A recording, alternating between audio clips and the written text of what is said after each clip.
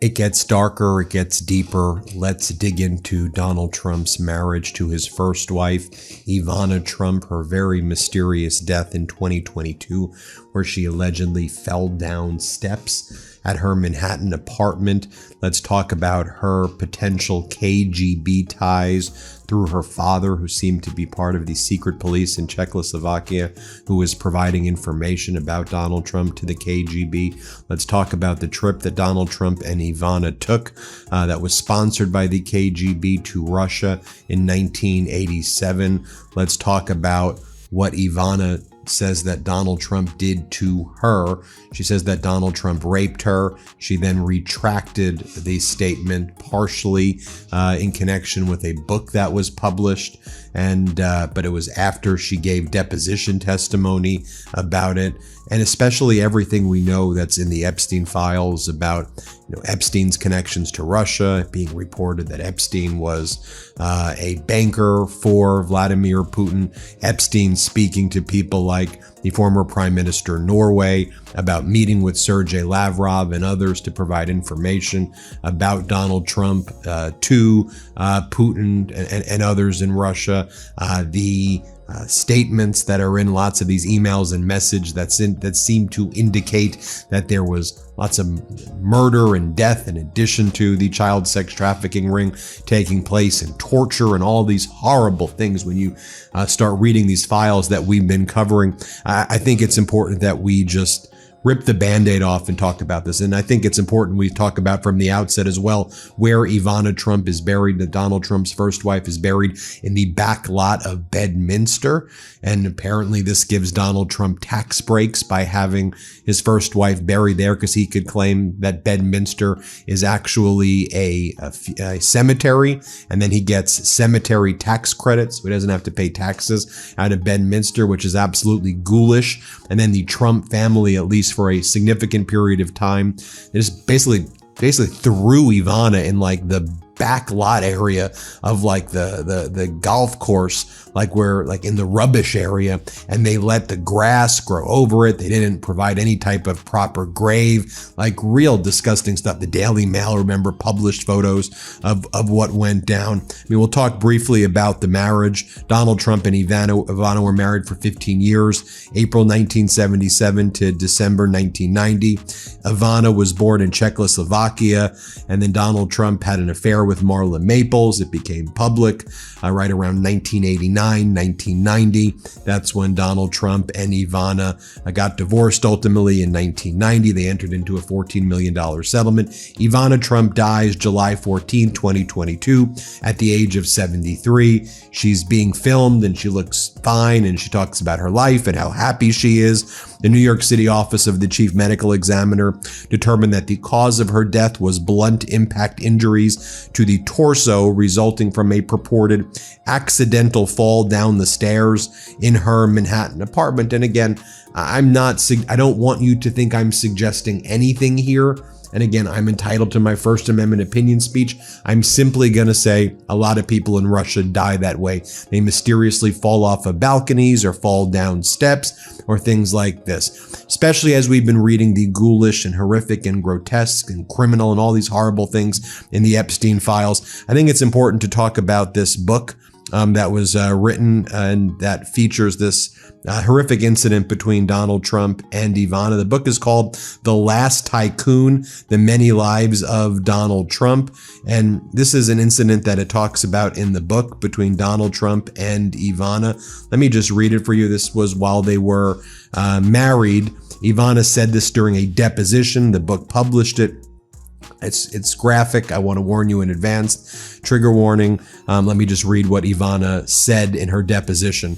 Ivana Trump was relaxing in the master bedroom of the Trump Tower triplex, thinking about the trip she will be going to take to Tahiti. The trip will not just be for a vacation. It has to do with Donald's business. Lauren Etes, The widow of the late Trump gaming division executive Mark Etes will be going with her. Ivana has been hoping the trip will help them get over the tragedy of the helicopter crash. Suddenly, according to Ivana, the Donald storms into the room. He's looking very angry and he's cursing out loud.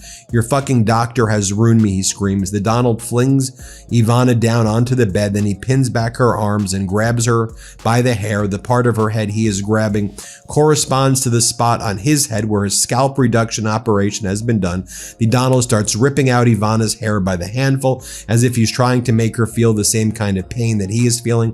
Ivana starts crying and screaming. The entire bed is being covered with strands of her golden locks, but the Donald does not finish. He rips off her clothes, unzips his pants, then he jams his penis inside her. For the first time in more than 16 months, Ivana is terrified. This is not lovemaking. This is not romantic. It is a violent assault. She later describes what the Donald is doing to her in no uncertain terms. According to the version she repeats to some of her closest confidants, "He raped me." When the Donald finally pulls out, Ivana jumps up from her bed. Then she runs upstairs to her mother's room. She locks the door and stays there crying for the rest of the night. The next morning, Ivana musters up the courage to return to the master bedroom. The Donald is there waiting for her. He leaves no doubt that he knows exactly what he did to her the night before. As she looks in horror at the ripped out hair scattered all over the bed, he glares at her and asks with a menacing casualness, "Does it hurt?" Then the author goes on to say, on April 7, 1993, when the first printing of The Last Tycoon was awaiting shipment, the publisher, who had met with Donald Trump and his lawyers on March 3rd, received the following communication from Donald Trump's lawyers.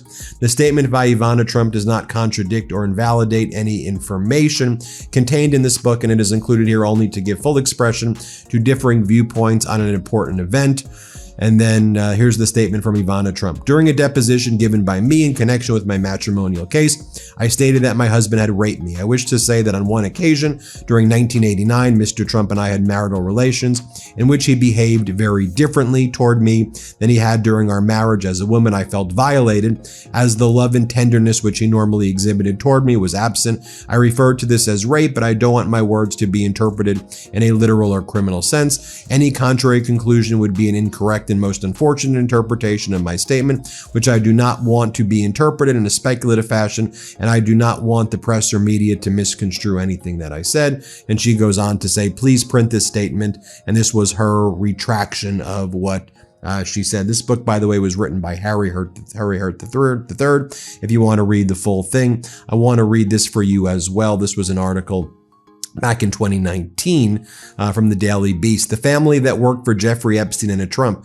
Jeffrey Epstein and President Trump's first ex-wife, Ivana, moved in the same glittering Palm Beach social circles and hired members of the same family as employees. Epstein and the Trumps didn't just share the same rarefied air of Palm Beach society. The multimillionaire sex offender and at least one member of the Trump clan hired employees from the same family too. While Janice Bansiak served as Epstein's Palm Beach house manager, his wife and stepdaughter snagged jobs with another famous face in town, President Trump's former wife, Ivana," the Daily Beast learned. As Epstein's butler for more than a decade, Bansiak testified that he lived in a staff house attached to the financier's waterfront property, answered the door for girls who gave Epstein massages, and kept wads of cash to hand them on their way out. His spouse, Radhika Bansiak, is linked to Epstein's El Brio Way mansion through addresses of her driver's license and previous voter registration records. Ophelia found long-term employment working for Ivana Trump until the socialite sold her Palm Beach home in 2014. That year, Ophelia's 25-year-old daughter, a law student at Columbia University, also landed a summer job with Ivana too. An online resume for the daughter, which was found on a website, includes a job with Mrs. Ivana Trump from May 14, 2014 to July of 2014.